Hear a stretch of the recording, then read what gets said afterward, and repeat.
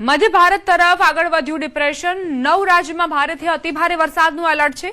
હાલ રાંચી નજીક આ ડિપ્રેશન સક્રિય છે। પશ્ચિમ ઉત્તર પશ્ચિમ દિશા તરફ આ ડિપ્રેશન ગતિ કરી રહ્યું છે। દર કલાકે 20 કિલોમીટરની ઝડપથી ગતિ કરતા આગળ વધી રહ્યું છે। હજુ 24 કલાક આ જ દિશામાં તે ગતિ કરી શકે છે। ઓડિશા, છત્તીસગઢ, ઝારખંડમાં વરસાદનું એલર્ટ, પશ્ચિમ બંગાળ, સિક્કિમમાં પણ વરસાદનું એલર્ટ, બિહાર, ઉત્તર પ્રદેશમાં ભારે વરસાદનું એલર્ટ, મધ્યપ્રદેશ, ઉત્તરાખંડમાં પણ ભારે વરસાદ વરસી શકે છે।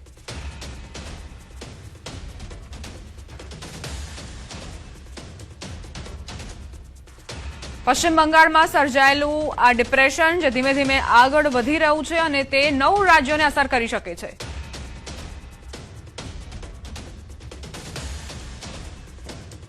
મારા સહયોગી સિદ્ધાર્થ હવે તમને વિસ્તૃત જાણકારી આપશે આ સિસ્ટમને લઈને।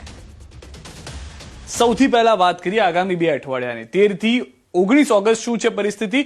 ડિપ્રેશન ગુજરાત તરફ આવવાની સંભાવના નથી। જે ડિપ્રેશન પશ્ચિમ બંગાળમાં બન્યું હતું, આપણે ઈચ્છતા હતા કે ગુજરાત તરફ આવે તો સારો વરસાદ આવે, પરંતુ તેની સંભાવના નથી।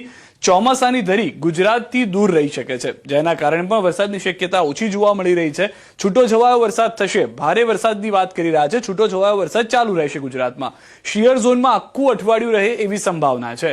નીચલા લેવલના સોમાલી જેટની ગતિ તીવ્રતા નબળી રહી શકે છે 13 થી 19 ઓગસ્ટ દરમિયાન, અને વધુ એક વેસ્ટર્ન ડિસ્ટર્બન્સ આવી શકે છે 13 થી 19 દરમિયાન। પરંતુ 13 થી 19 દરમિયાન જે ભારે વરસાદની આશા અપેક્ષા ગુજરાત પર આપણે રાખી રહ્યા છે તે અત્યારના નહિવત જોવા મળી રહી છે। છૂટો છવાયો વરસાદ થઈ શકે છે।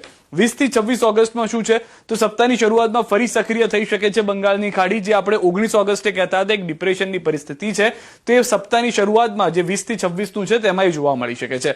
બંગાળની ખાડીમાં લો પ્રેશર બનવાની સંભાવના છે। ચોમાસાની ધરી થોડી દક્ષિણ તરફ સરકી શકે છે, જેના કારણે ગુજરાત ઉપર થોડી વરસાદની પરિસ્થિતિ સર્જાય તેવું લાગી રહ્યું છે। નીચલા લેવલના સોમાલી જેટની ગતિ તીવ્રતા નબળી રહી શકે છે, જેના કારણે મેં જેમ પહેલા પણ આપને કીધું કે છૂટો છવાયો વરસાદ કેટલાક વિસ્તારમાં જોવા મળશે। કદાચ કોઈ એકાદો વિસ્તાર એવો હશે કે જ્યાં 2-3 ઇંચ વરસાદ પડી જાય, પરંતુ ભારે વરસાદ જોવા નહીં મળે।